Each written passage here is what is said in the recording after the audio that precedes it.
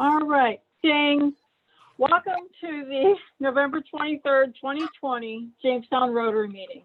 Please join me in the Pledge of Allegiance. I pledge allegiance to the flag of the United States of America and to the republic for which it stands, one nation, under God, indivisible, and justice for all. Please welcome Amy Roller, who will give our invocation. Amy, are you here?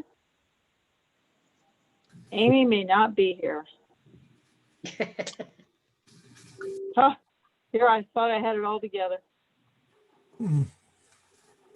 I don't see her. Would anyone like to step up? I'm no substitute for the Reverend, but I'll try. You would be fabulous, Sue. Heavenly Father, we thank you for all of our blessings, and we thank you for this wonderful world that you have given us to protect and live in. May you guide us in making it better every single day of our lives, and please help us to make Rotary stronger every day as well. Amen. Thank you. Thank you, Sue. Amen. All right, repeat after me, the four-way test. Of the things we think, say, or do. Number one, is it the truth? Is it the truth? Number two, is it fair to all concerned? Is it fair to all concerned? Will it build goodwill and better friendships? Will it Build goodwill and better friendships.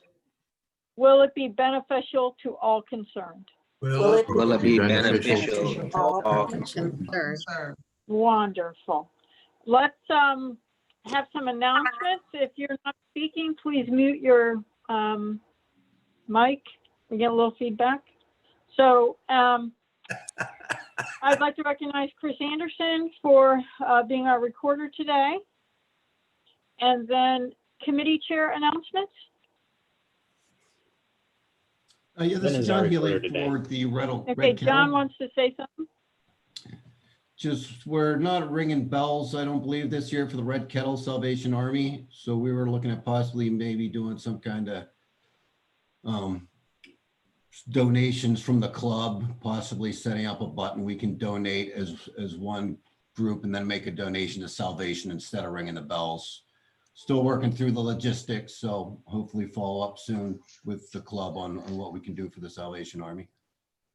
So Okay. the Army's not So going to there'll be ring a the bell match anywhere? through our, The Salvation that? Army's not going to ring the bell anywhere this year? Is that the case? I believe they are, but I don't know if us as a club are going to be participating. So we're just looking at some way to give back to Red Kettle instead of ringing the bells. Can I butt in here a little bit? yeah, I guess I'm surprised, although I was at Walmart yesterday and there was no one out there. We had our meeting, let's see, November 11th, and they were going to be ringing the bell at all of those places unless something has changed since then. They were going to be out, and they really, really needed volunteers.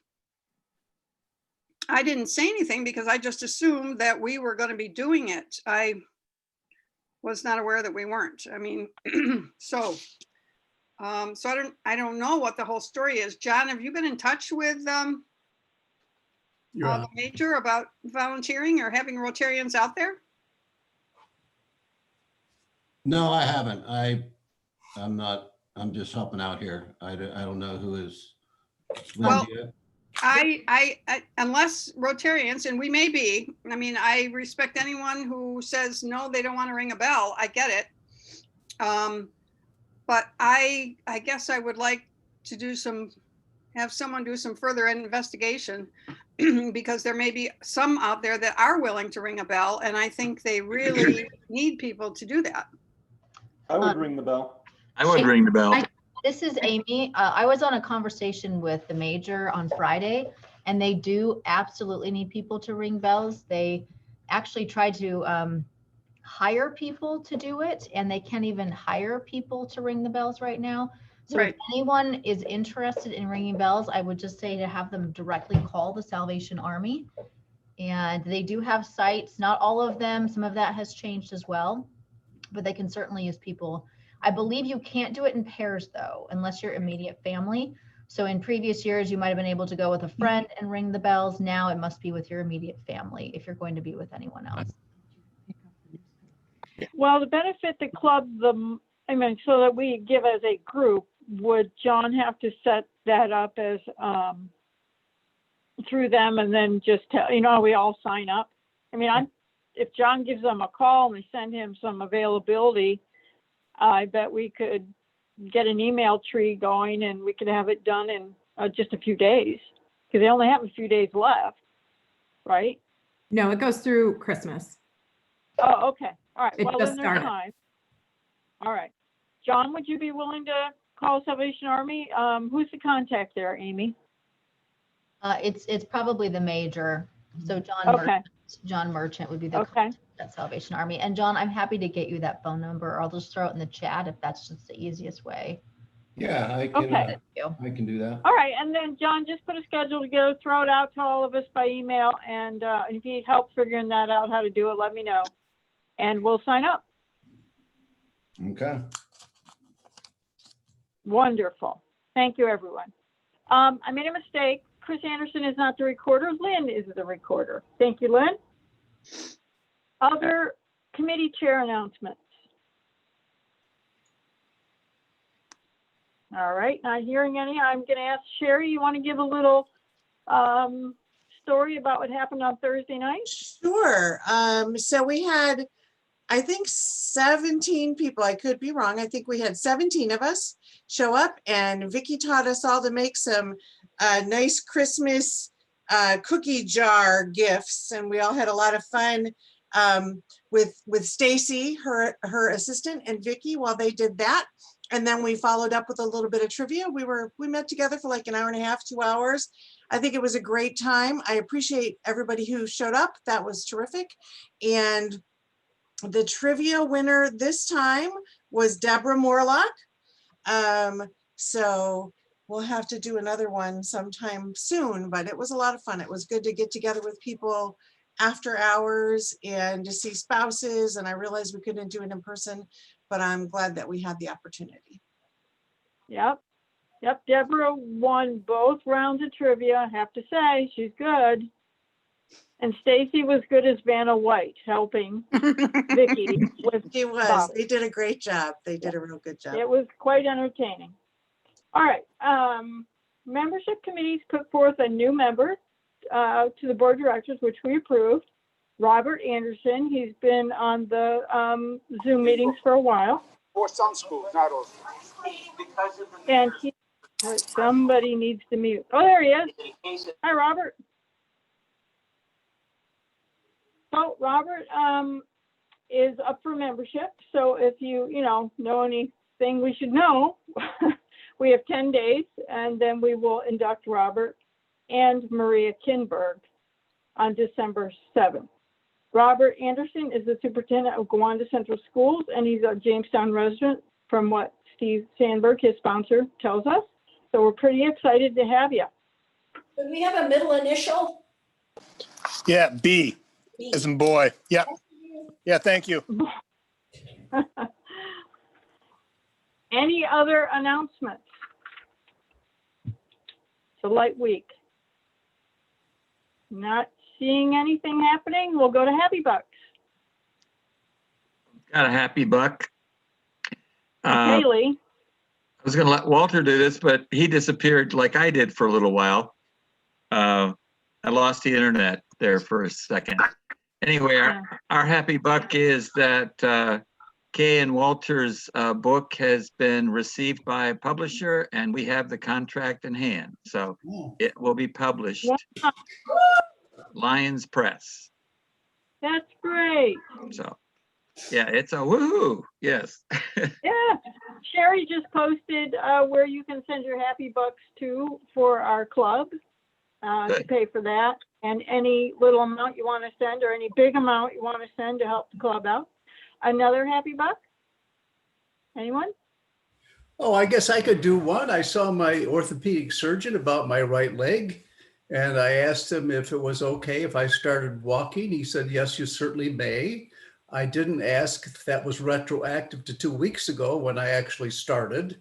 And the second thing is, Such a doctor. can I drive? And he said, if your wife thinks you're okay.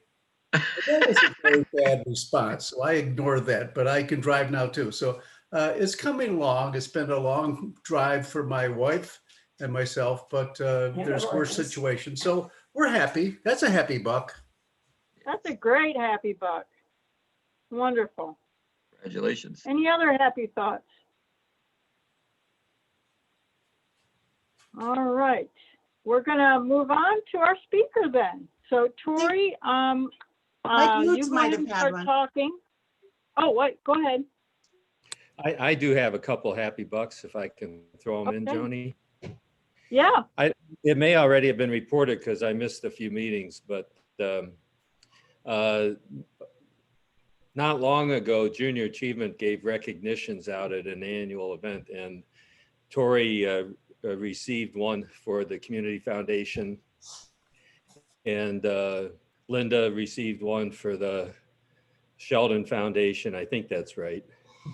And Mike Metzger received one for being a longtime volunteer. And Kathy, my wife Kathy, received one for her longtime involvement. So that was all done online. It was a fun event, as Zoom events go, as we all know. But it was great to see Tori there, standing up there being recognized with the foundation. And also, earlier in the fall, and I don't know, this might have been reported, but my wife Kathy also received the Volunteer of the Year of the Year award from the Chautauqua Leadership Network. And that was done in a ceremony behind our home. And it was pretty neat because the people who came, including staff from the United Way who were involved in this, I don't think Amy was there, but her staff was involved with the Leadership Network was there. But they brought these cutouts of a photo of Kathy, the face, on handles so that everyone could stand around holding her face up in front of them, pretending they were Kathy Moots. And we still now, a couple of months later, once in a while we hold these up and just embarrass the heck out of her. But anyway, I'm really proud of her, and she received that award also this fall. wonderful. Congratulations. Congratulations. You worked so hard for that. No, I'm kidding. Congratulations, Tori. Yep, we are a wonderful community.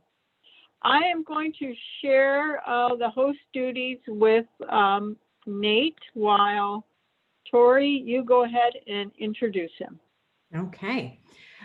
So Nate Aldrich is the Special Projects Coordinator with the Chautauqua County Department of Planning and Development. And through that, he manages the Chautauqua County Partnership for Economic Growth, which is a new endeavor, about a year or so old, under the umbrella of the Chautauqua Region Economic Development Corporation, or CREDIC. I know that's a lot of words. In his capacity as Special Projects Coordinator, he assists in the development and management of economic development projects and initiatives. He also manages several county agency allocation contracts with a variety of community organizations.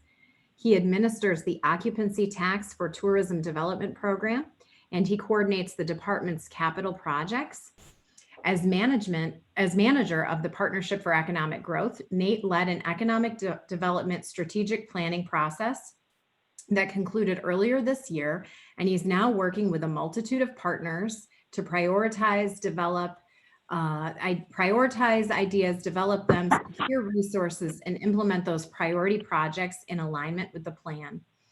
It reminds me a bit of a United Way or Community Foundation allocations or grant making process. It's a lot of moving parts and lots of opinions and ideas, and Nate handles all of it with great prowess.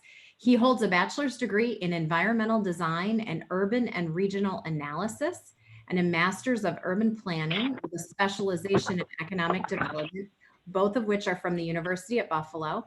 And he was previously a planner for Chautauqua County, and he worked as a planning and development consultant, and he worked with my counterpart, Diane Hannum, and the Northern Chautauqua Community Foundation. His last name of Aldrich would be familiar to folks who are familiar with the Fredonia and Dunkirk area. So I introduce Nate, who's gone from my screen. Oh, there he is. Thank you so much, Tori and Joni and everybody. It's great to be with you this afternoon. Can everybody hear me pretty well? Thank you. So as Tori mentioned, it's my connection, my last name Aldrich. My grandfather Leonard was a Fredonia Rotarian for over 50 years. So it's always good to speak to various Rotary clubs. It's my first time speaking to you all, but always a pleasure, and thank you for inviting me this afternoon. I'm going to get right to it. Have about 2 years of process to explain to you in about 10 or 15 minutes. As you already heard from Tori's introduction, there's a lot of moving parts, a lot of acronyms. We'll try to keep this a little high level today, but with that, I'll share my screen. All right. Can everybody see that?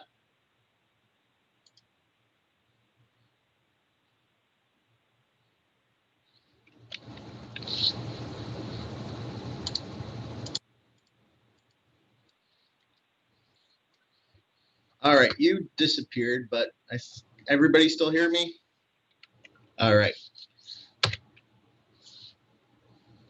Too many screens here. Let's see.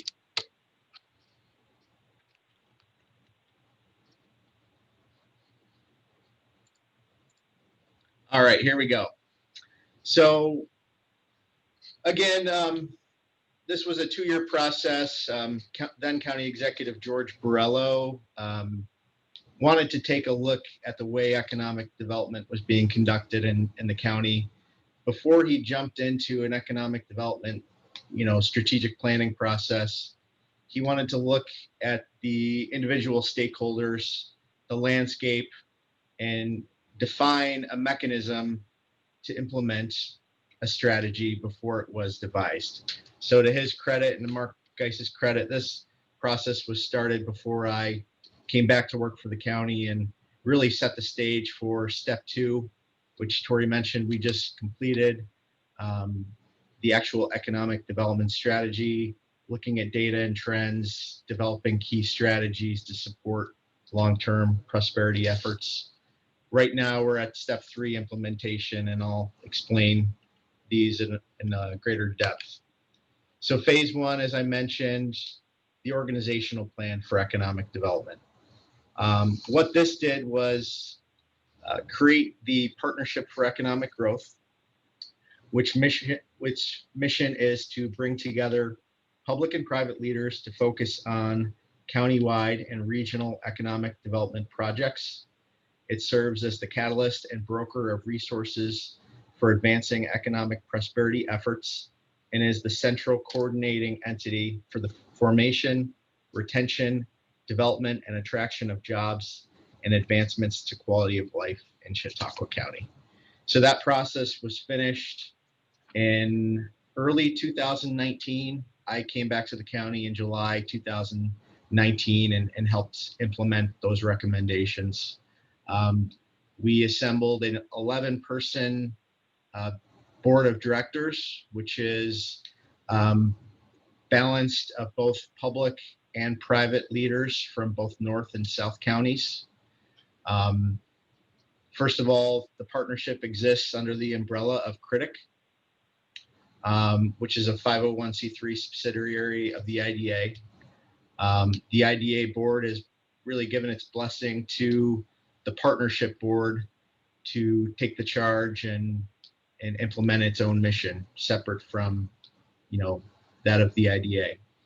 We also have a 12-person advisory council that meets quarterly, made up of foundation and private sector leaders to provide feedback and accountability to the board and and staff. We have hired one additional person, Monica Simpson, who works in our Dunkirk office. We are also, thanks to the partnership with the Gebby Foundation, we'll be creating a second economic development specialist position early next year. And then the way it's implemented, and I'll describe this, we have 5 individual working groups made up of dozens of partner agencies, municipalities, organizations throughout the county under each one of those 5 umbrella. So what do the work groups do? It's the implementation team. They're Hey, Nate. stakeholders. Yep. I don't want to interrupt you, but I think what we're seeing is maybe not your slides. We're just seeing the logo. I think we're seeing your computer home screen, maybe. Let me try. Maybe you were sharing the wrong screen of too many screens. I'm sorry. Thanks for pointing that out, Tori. 1 second here. I had some help from a friend.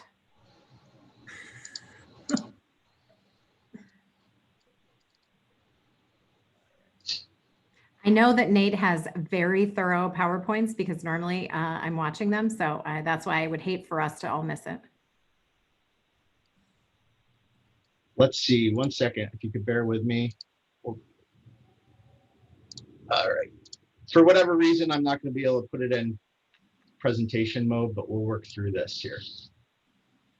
Is that better?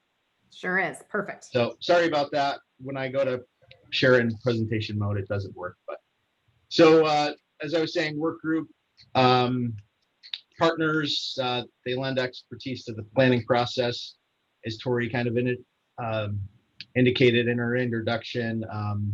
It's similar to the role of community foundations, United Ways, taking it all in, identifying priorities, gauging feasibility of those strategies, developing specific actionable steps to advance them. So the phase 2 economic development strategic plan, this, as opposed to phase 1, this is the, flesh on the bones. This is, what should we be focusing on? What are our core competencies? What are the specific projects, initiatives that are going to turn some of our negative trends around?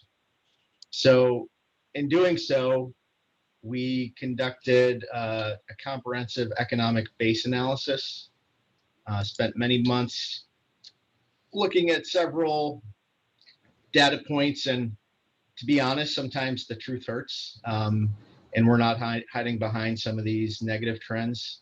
We actually want to put that at the forefront and get people to realize it's not one organization or entity that's going to change things around. That's why we need everybody behind this partnership to make things to better in terms of our economy.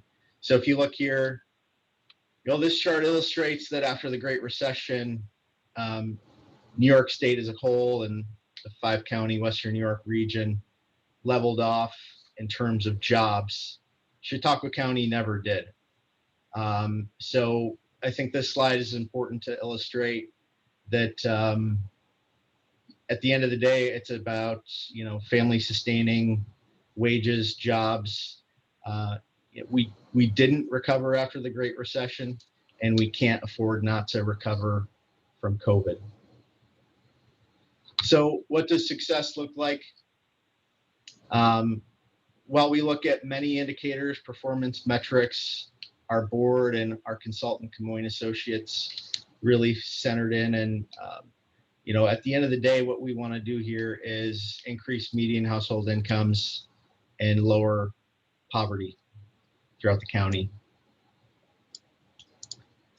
So implementation, I'll talk about some of the broad strokes. We came up with 91 individual recommendations and 5 game-changing initiatives. And then what we do is identify specific projects that tick away at those broader game-changing initiatives. So it's not just the county government, it's not just the IDA, it's the partnership itself and the individual partners identifying these priorities and moving them along. So I already kind of explained this one, we'll skip over. So for business development, we want to really enhance our inventory of development ready property.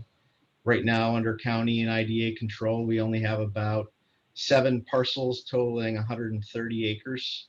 So we're really woefully unprepared when it comes to working with partners such as InvestBuff Niagara to attract new companies to the county or to expand existing companies within.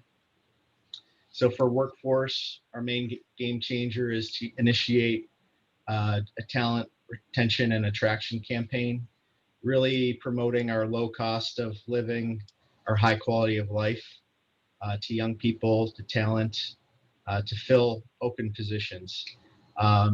This is,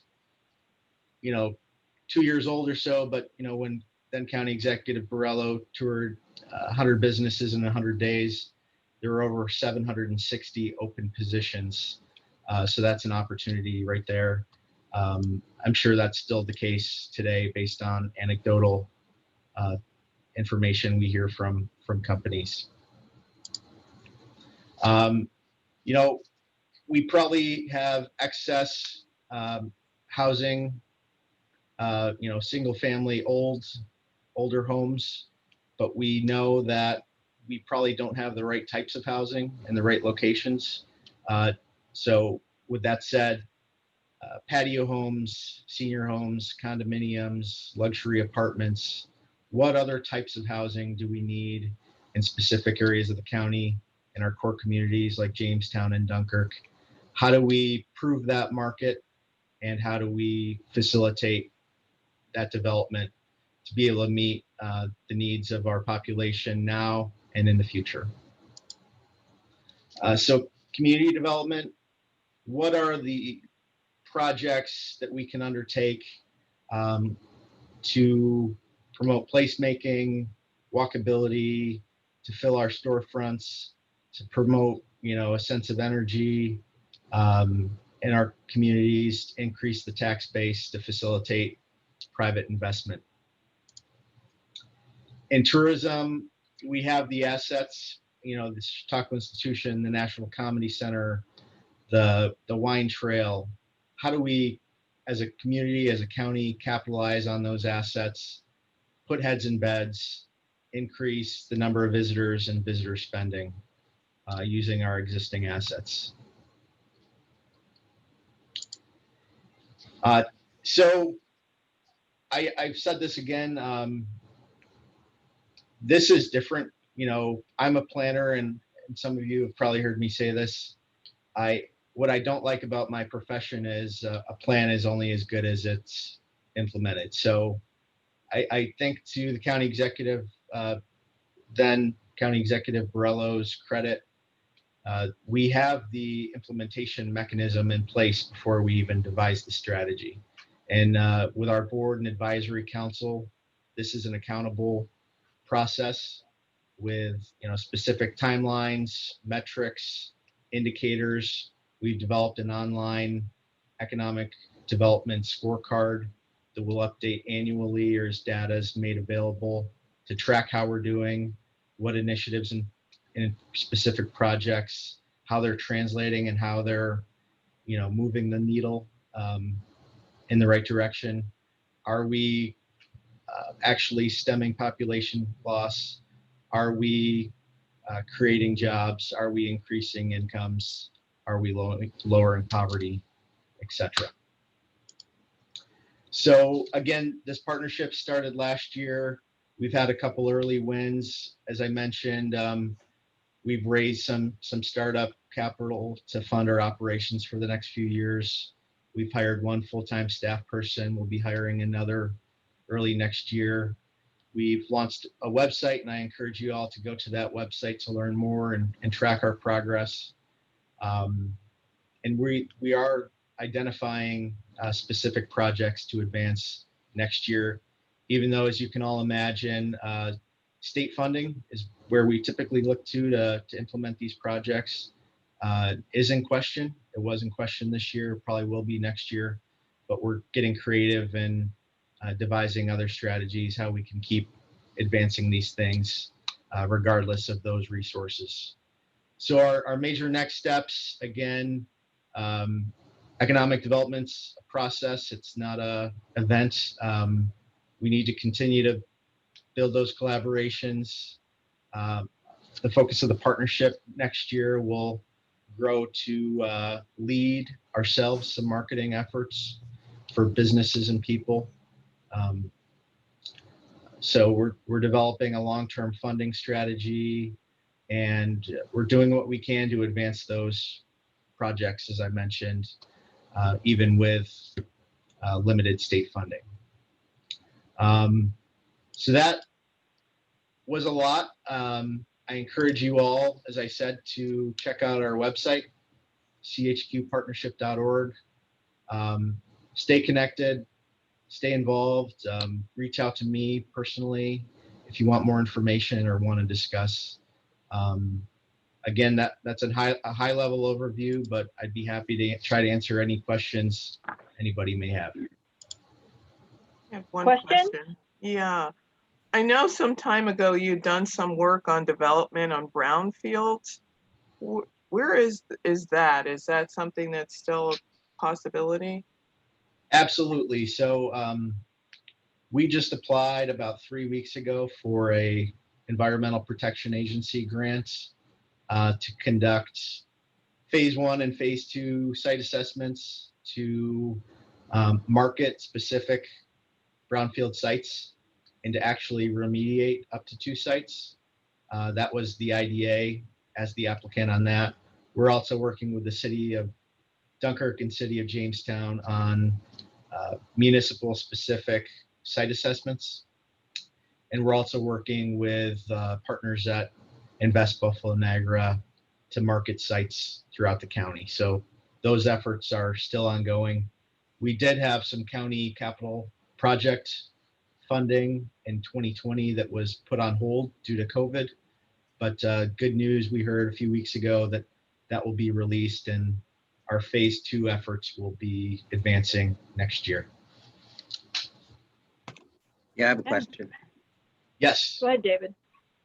You showed a graphic early on about what happened after the 2008 recession and how the jobs went down in Chautauqua County, but you didn't have any quantified data with that. How many jobs? You talked about percentage, but how many actual jobs was that? Can you come up with a number for that? I don't know that off the top of my head. I believe it was 13.1%, but I could get you that number. I just don't recall. Well, I'd like to know if that's like 70 jobs or 700 jobs or like that. If you have any idea about that, can you give us a kind of a roundabout number? I could follow up with that, but I don't want to hazard a guess on that one. I noticed that, and also, attracting businesses to the county. You mentioned a consultancy group in Buffalo or something. Is anybody here on the ground able to get involved in that? Anyone locally here, or are we subbing all that out? So the IDA has 3 business development managers who actively work with companies in the county, but they also respond to development requests we get from the group. Is called Invest Buffalo Niagara. They represent 8 counties of Western New York to facilitate the site selection development process. So when Amazon was looking at Grand Island or Athenex was looking in the southern tier, Invest Buffalo Niagara is the first one to answer the phone, and they put those requests out to specific community partners like the county, and we do our best to respond. So how is our track record on that? What can you say we've done in the last year or 2? Well, I think by far, and Vince Horgan can attest to this, the biggest win was Project Little Apple, which translated to Athenex. and that's right down the street here in Dunkirk, and will be operational next year. Right, I know about that. That's a good one, yeah. Yep. But honestly, we are unprepared for the Amazons for a lot of these requests. So part of our strategy is to not only identify preferable sites, but to gain site control, invest in infrastructure, and market, key sites.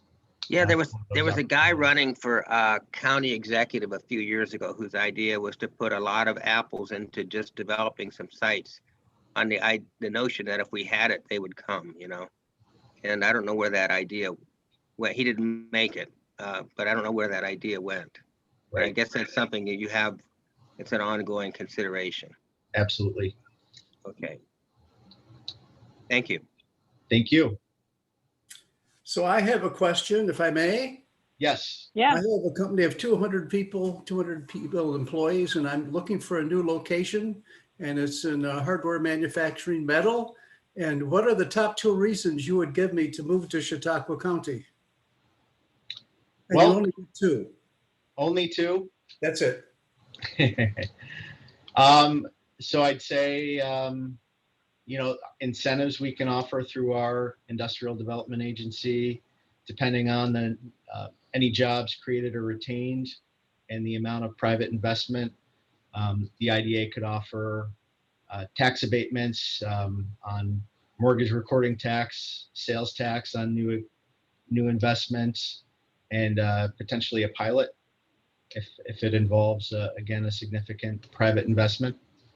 And second, I think locationally, Chautauqua County is in a pretty good spot with tremendous transportation access to, Eastern Ohio, Northwest Pennsylvania, through 86 and 90. And we are strategically located from that sense between, Buffalo, Rochester, Erie, Cleveland markets. So I'd argue those are near 2 of the top. I'm sure there's others right behind that.